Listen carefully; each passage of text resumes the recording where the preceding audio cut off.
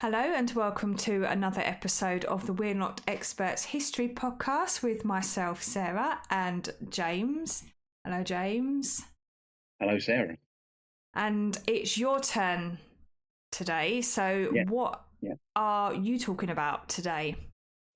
Today we're going to look at the world of cryptozoology, which is the study of cryptids. So they're animals whose existence is not been proven. It's No, very disputed. It's usually based on folklore, so things like Bigfoot, I was going the to say chupacabra, like Bigfoot, yeah, the yeah, Loch Ness honest Monster. politicians, Yeti, things like that. But the one we're particularly looking at is the Shuck, and the reason I've gone for that one is because it is a very common story in this country. I mean, it's not just this country, but it's very common on our side of the country as well, over on the east. So the Shuck is, I want to say, it's a big dog, but it's not just a big dog. It's seen as a spectral entity that occupies a unique space in British folklore. It's very unique.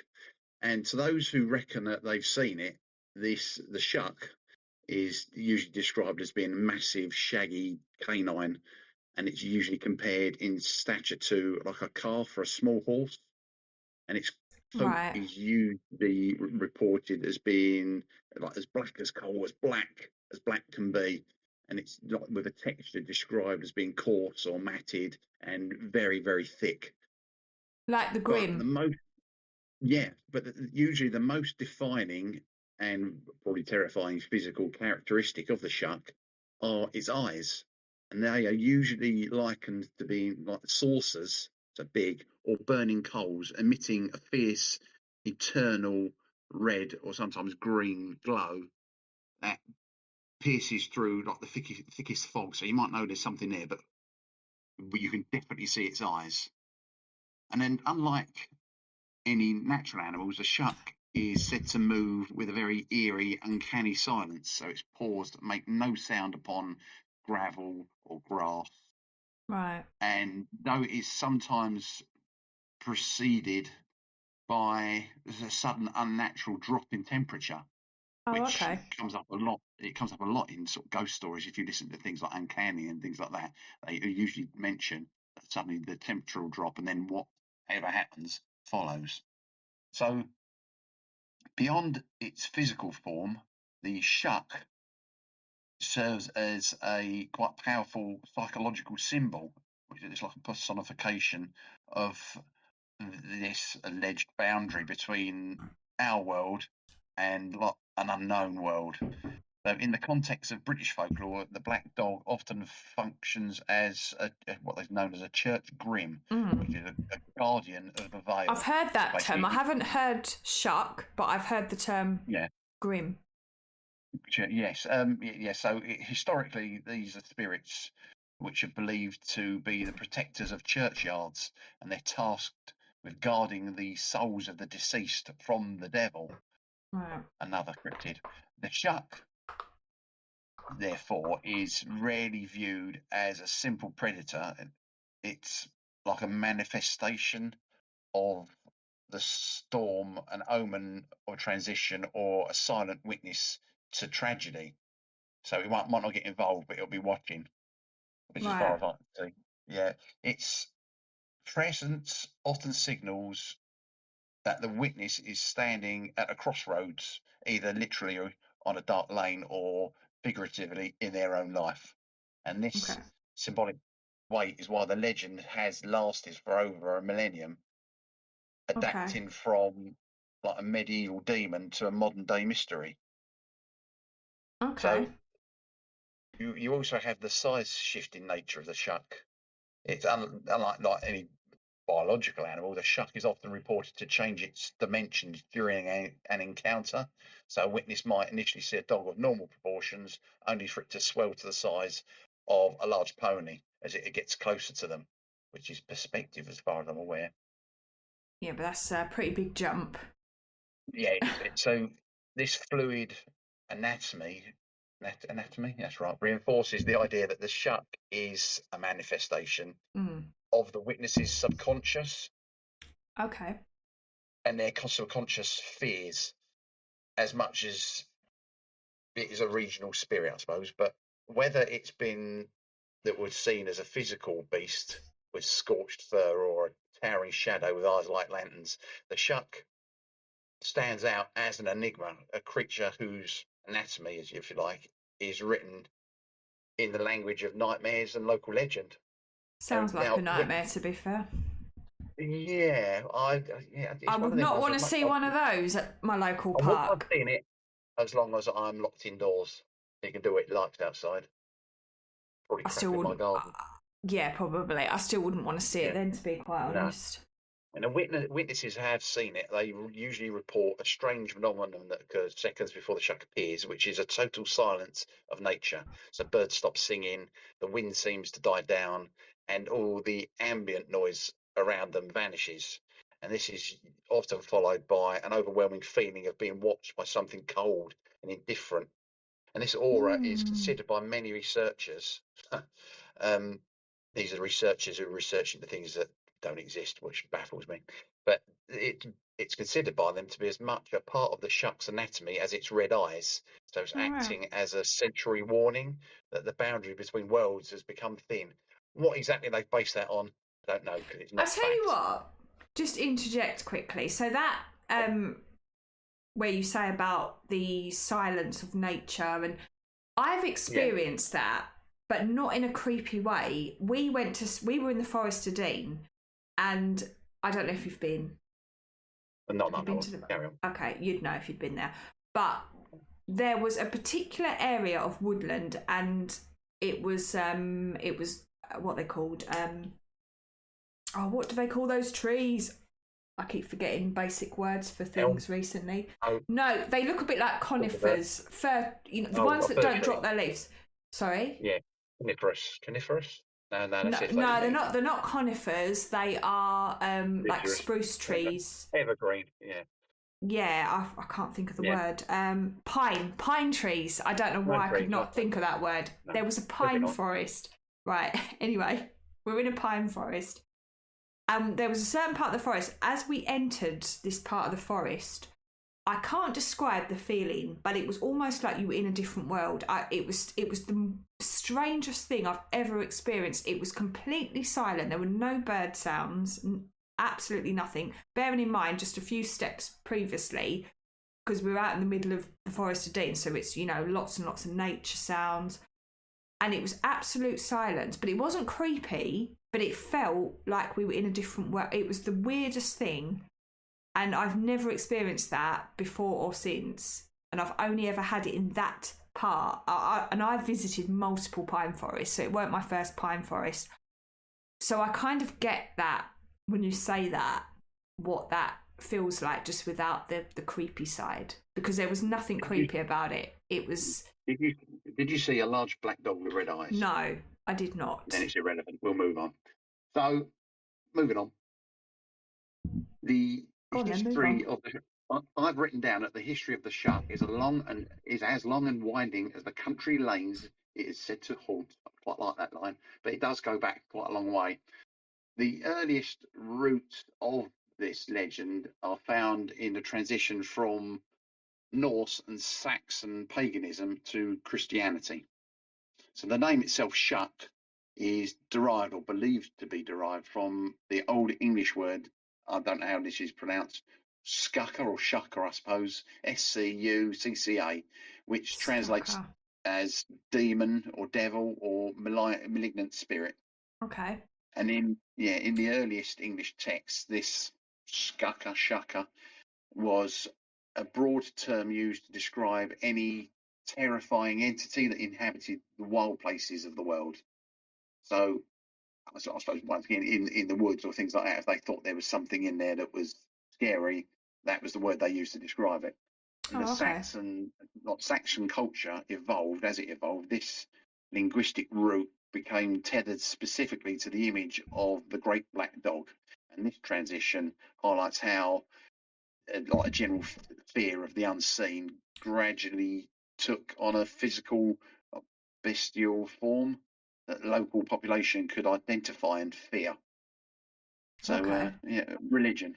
So many historians and folklorists suggest the myth was brought over by Viking invaders who controlled large swathes of the country during the 9th and 10th centuries. And in Norse mythology, the god Odin was accompanied by two wolves, Jerry and Freki. I thought they were Spice Girls. And yeah, they were part of the wild hunt, and this was often preceded by spectral black hounds. And as Viking settlers integrated into the local population, their stories of these divine, terrifying dogs merged with the existing Saxon superstitions. Okay. Now, to the Christian Saxons, the hounds of a pagan god were easily reinterpreted as minions of the devil. And this Right. cultural blending turned the shuck into a permanent fixture of our landscape. So no longer just a Norse myth, but a homegrown English terror that represented the lingering shadows of this pagan past. And during the Middle Ages, the shuck transformed from a pagan spirit into a stern moral warning. So yeah, they're going to get hold of these things and try and tweak it to their own uses. And so, in an era where the church was the centre of all social life, tales of this dog fiend were frequently used by the clergy to discourage sin or to keep people from wandering the roads late at night. And I don't know why we don't use it clever. now. No. Yeah. Do you remember, just very quickly, there was a film, I forget the name of it, but it was where, actually, no, I won't talk about it because there is a spoiler. So no, just forget it. It reminded me of this film, but if I talk about it, it will give away to anyone that hasn't seen it. So just, sorry. Pretend I never said that. I'm thinking Big Dogs, you're thinking about Turner and Hooch, aren't you? Terrible film. No, it was a similar thing where basically, I won't go into too much because I don't want to spoil it for anyone, but it was a similar thing where the locals invented these, they weren't dogs, but they were these horrific things that would discourage villagers from leaving the village at night and venturing outside of the village because they had a reason to keep everybody in the village and not go outside of it. And yeah, but that's all I say. But it reminds me of that kind of idea of but I won't say anymore. I won't say anymore. Okay. I'll have to look the film up and tell you after. You'd probably really like it, actually. It was a good film.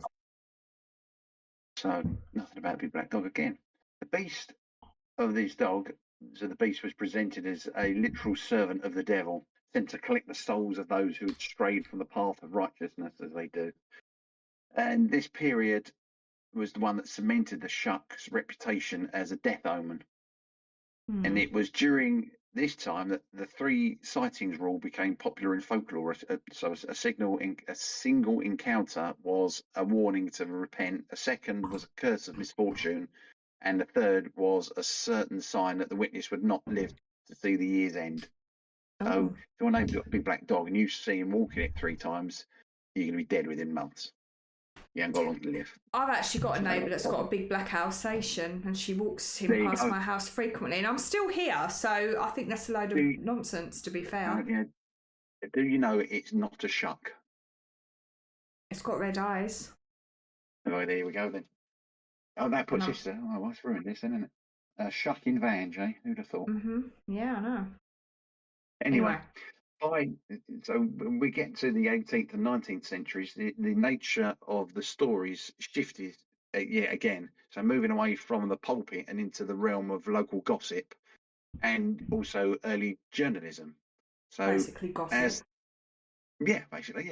So as the Enlightenment brought from scientific thinking, I suppose it brought more from scientific thinking, the shuck became a staple of rural fireside storytelling.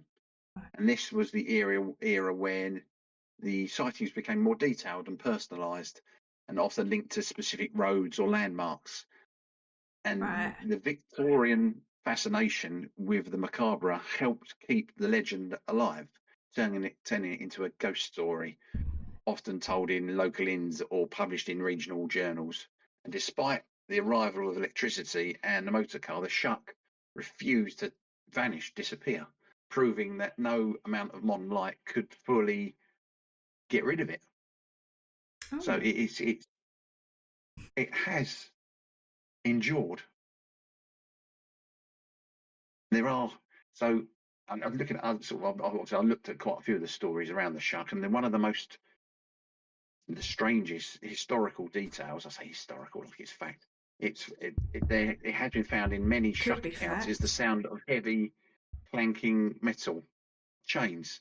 So even when the Oh, dog is okay. described as ghostly or weightless spirit, witnesses often report the distinct noise of iron chains dragging along the road behind it. So why, unless it's whoever was walking it had a chain, I don't know Possibly. why that would be part of the phenomenon. So I'm going to have a Clanking look at a chains are few. always associated with spirits for some reason, but Yeah, I anyway. think if you're walking a big dog, you might want to have a chain rather than just a lead. Mm, Anyway, probably we'll advisable, start with. or a good harness. But anyway. I'd still put a chain on it. I think if it's that big, I don't Yeah. want people mistaking it as for a demon. So we're going to look at some of the stories now. There's plenty of them. You can find them online. There's a All brilliant right. website I found called Shuckland, all one word, Shuckland, which is quite entertaining. I went on there to look for a couple of stories, and I think about 45 minutes later, I realised I hadn't done anything. So if we now go to, so we'll look at one of the stories in Bungay, a place called Bungay, and this is like probably the most famous and well documented accounts of the Shuck, which took place on a Sunday on the 4th of August, 1577. And the morning began with apparently with a storm, which was apparently so intense that contemporary writers of the time described it as an omen of the apocalypse. Oh. Yeah, yeah. I think that They're a was little just bit a bit what's the word? Dramatic in those dramatic. days. Yeah. Oh, very Yeah. much so. Now, during the morning service at St Mary's Church in Bungay, the sky apparently turned a bruised, unnatural black, and the building was rocked by violent claps of thunder. And witnesses claimed that amidst a blinding flash of lightning, a horrible shaped thing in the likeness of a massive black dog burst through the church doors. And the creature reportedly ran down the nave with an extraordinary swiftness and passing between two people kneeling at prayer and killing them instantly. And the dog was said to have left the congregation in a state of absolute terror, and it vanished as quickly as it had appeared. So when you say killing them, did they just drop dead, or did it actually kill them? As in, That I don't know. The fact it says it sort of passed between them, it sort of suggests it just yeah, went past them and they dropped they dead, just doesn't dropped it? dead. Yeah, Yeah. unless So they were getting on a bit and they moments, had weak hearts, maybe. but they might have very well have done. It might have been their dog. Yeah, yeah, yeah. Yeah. Anyway, moments later, or maybe at the same time, depending on which account you read and believe, if you believe any of them, the beast appeared at Holy Trinity Church in a place called, and let me give you teeth, in Blythburgh, spelled Blythburgh, but I think it's pronounced Blythburgh. Okay. And that's about 12 miles away. And the congregation there suffered a very similar violent encounter. But as the storm raged there, the Shuck supposedly struck down a man and a young boy, while the church steeple was struck by lightning and collapsed through the roof into the nave. So it Oh, wasn't the falling tower that killed or attacked, hurt anyone. It was the dog. And as the creature made its escape through the north door, it's said to have left scorched, blackened claw marks seared into the wood. And these marks, looking like burns from a red hot iron, are still visible today. And it's like serves as this most famous physical evidence of the Shuck's existence in a historical record, as much as an uh, animal that doesn't exist can exist. So uh, not just so beyond this famous door, the local law suggests the Shuck also struck the church's baptismal font, and records of the church's history mention that the font was moved and damaged during the Great Storm. And for hundreds of years, locals pointed to a specific set of indentations in the stone as the devil's footprints, as they do. Quite an amazing amount of churches all over the country have got some sort of evidence that the devil's been there. We don't live far from Runwell, and that's apparently got a hole in the wall that was made by the devil when he visited. Oh, And I can believe that, actually, having been to Runwell, having yeah, worked there. yeah, you mean the hospital? Mm. Oh, okay. So yeah, not the church up there. There's another one. So there's the actual parish church rather than one that's with the hospital. Right, okay. So okay, so I can't remember what we're talking about now. Devil's Sorry footprints. about So that. yeah. So while your modern architects would look at the damage and say it's probably caused by the falling steeple and as well as the masonry, the folk memory of these events still remain inseparable from this shuck, this phantom, and this interplay between historical architectural repair and your supernatural myth making is what allows the story from 1577 to survive today. It's why someone's felt it was good enough to build a website about shucks and put this story on there. Right. Another story. This is an Essex one. This one, and this Oh, one local. is. Oh, yeah, we're getting closer to home. We're in Essex. So this goes back to either the late 19th or early 20th century. And it was about a local midwife who was tasked with travelling the lonely lanes between Colchester, Darcy and surrounding villages at all hours of the night. And she reported having a regular companion. So as she walked the dark stretches of what is now the B1023, wherever that is, this massive dog would emerge silently from the hedgerows, and it never growled at her, it never threatened her, but it walked sort of like paced with her. So apparently its saucer-like eyes were glowing dimly in the dark, and it would escort her until she reached the village lights or the door of her patient, at which point it would just vanish into thin air. And the story is like a cornerstone of the protector theory, that this idea that the shuck occasionally guards the vulnerable on Oh, okay. dangerous roads. So it's not all Yeah, bad. so that's a different telling. The shuck is my mate. Maybe she had some treats in her pocket. Maybe. Another one from Some Essex, beef which is jerky or now, something. you never know. We're still in Essex, but this one's a lot more recent. This dates back to 1960. So this shuck, it continued to haunt. A lot of the stories, it haunts the more isolated coastal roads of Essex, as well as coming inland. But there was a particularly chilling, should we say, first-hand account comes from 1960 on the B1026, which is near Tolshant Darcy again. And there's a touring cyclist who was travelling home late on one night as the light was fading. He realised that he wasn't on his own, and there was a large black hound began to follow him, loping along by his side for around a mile. And unlike the silent guardians of earlier folklore, this beast was described as snarling and panting heavily, maintaining a quite fast pace with the cyclist. And in a moment of absolute desperation, the man pulled up and jumped off his bike to confront the animal, only to find that it had vanished instantly. And this sudden disappearance was accompanied by what he described as an oppressive, brooding silence. So once again, everything goes quiet. That's quite creepy. That is creepy. So when he later recounted the story at a local pub in Malden, the reaction from the locals was telling, because while some avoided him, an older resident remarked that he was a fool to travel that specific area alone at night, probably because nobody told him otherwise. And he might not even be in the local tour handbook. Surely you'd think it'd be written down somewhere. I won't travel down here on your own at night. Yeah, you get chased by a big. Oh. So Yeah. a lot of the stories, I would say probably the high percentage of the stories are from East Anglia. Do we have any down our neck of the woods though? That's what I want to know. Well, do we actually? I would say Essex is not part of East Anglia. It's not part of Anglia. Anglia is the land of the Angles, and Essex is the land of the East Saxons. We are not in Anglia, but we do have in our neck of the woods where we are in the Basildon area stories of the Shuck. And chances are, bearing in mind, it wasn't until the 1950s that this area was starting being built up. It was very rural, and those stories would have probably travelled down, and they still persist.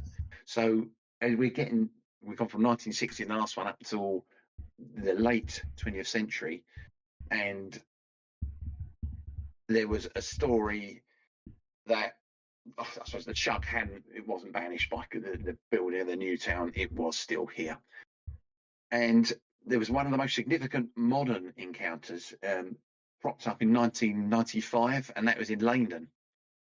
And the sighting took place near the high ground of St Nicholas Church in Langdon. So if anyone knows, if you don't know, it is that church, when it was built on top of a hill, would have looked over miles and miles of rural land. Now you can see buildings, but then, I mean, it's been there. I think might be a Norman church, or the original. Yeah, I've been up there, and the views are fantastic. But obviously, up there. Yeah, you can see the city of London.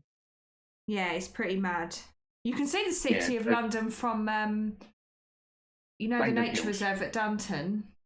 Yeah, Langdon Hills, where the old you can see the sky. Yes, you can see it from there as well. But you're not. Well, you don't feel like you're up as high there. But yeah, I've been to St Nicholas's.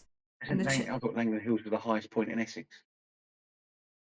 Yeah, I think when you're at St Nicholas, you feel like you're up high, but. Yeah, anyway, continue. I think it's because it's quite as a steeper hill. Anyway, so St Nicholas Church, and there's a witness reported seeing a massive coal black dog standing near the churchyard gates. Now, I've been up there many times. I don't ever remember seeing any gates. There's a gate for the car park.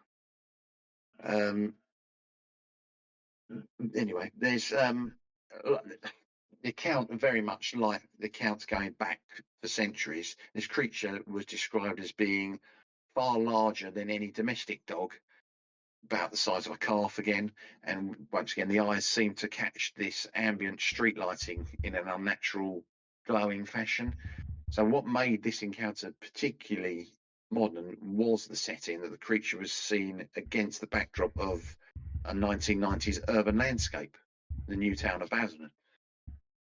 So this account, 1995, is crucial because it points out the Shuck's connection to this high ground and an ancient religious site. St Nicholas Church sits on this prominent ridge. And the location, I suppose it would have been a landmark for travellers for hundreds, if not thousands of years. And so the story goes that someone was there. I think she was there with a friend, and they saw this dog, and obviously it didn't make a noise. It was huge, and she ran. She bolted and left her friend there, even though she knew better than maybe you should just stand there, don't move. But she legged it and ran and left her friend. Years later, her friend hasn't forgiven her, and then she also went back there. She completely forgot about it and just walking her dog there. And was reminded of the story, and it appeared in a local newspaper at the time. All right. Yeah. So next, we've probably got a copy of that at Heritage. If anyone's interested in that story, pop down to Basildon Heritage, because we've probably got a copy of that story. Yeah, it surprised me. Now, staying in Basildon Borough, we're moving to another part of the area of Ange, and there is I think this was another one I might have read in an old newspaper. And again, once again, another large black dog had been sighted haunting this area around the Vange Marshes and the old church road. And local folklore suggests that this creature is a watcher of the marshlands. And witness accounts describe a beast of huge size that appears suddenly in the mist or the twilight, only to vanish into the reeds or the shadows of the old church walls when you then try to approach it. And unlike this murderous hound from 1577, this Vange dog is often seen as a silent sentinel, like a physical remnant of the area's rural past, that it's just because the area's built up, it's not going anywhere.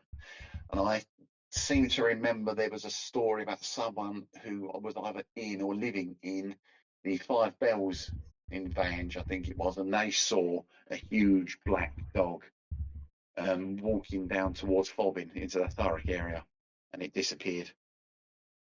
Oh, But it's I'm creepy. sure that's one I read in an old newspaper as well. Then once again, in the Basildon area, we've got Pitsey Mount. So in the area of Pitsey, we had it's another bit of high ground. It's now hit, surrounded by housing. On the top of that was a church. We've been up there. And all that's left now is the tower, and in the tower there's a phone mast, because the Yes, rest of the that's church, right. I think they stopped using it in the 80s, and then you get local yobs go up there and they cause damage to it. And I can remember going up there in the late 90s, early 2000s, and most of the building was there, but there was a huge hole in the wall and it was full of rubbish. They've torn it down. They've marked it out where the church was, and they put plaques there, and it's quite a nice area to visit. Yes, it is But this, actually. We go up there quite a yeah, lot. yeah. So on the mount, there are stories, legends. I'm not going to say stories, they're legends. Like a ghostly monk or a headless nun, and if you ran round the church 10 times backwards, they would suddenly appear. Which I think is also another story. There's another church in Basildon called Holy Cross. If you ran around that 10 times, the red monk would appear or something.